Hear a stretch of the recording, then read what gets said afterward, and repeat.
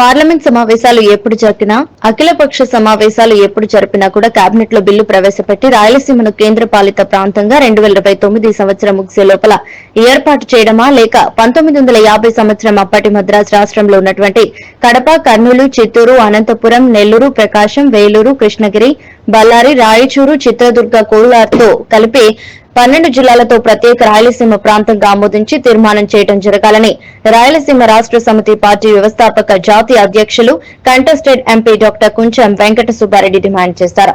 చంద్రబాబు 2 నాయకుల ద్వారానికి చరమగీతం పాడాలని, వెంటనే అసెంబ్లీలో ప్రత్యేక రాయలసీమ రాష్ట్ర సాధన కోసం తీర్మానం చేయాలని కోరారు. రాయలసీమ పాలకులు మోదీపై ఒత్తిడి తేవాలని ప్రధానమంత్రి మోదీ రాయలసీమ రాష్ట్ర సమితి జాతీయ అధ్యకులు డాక్టర్ కుంచెం వెంకట సుబ్బారెడ్డి రాసిన మరో లెక్కలు స్పష్టం చేయడం జరిగింది.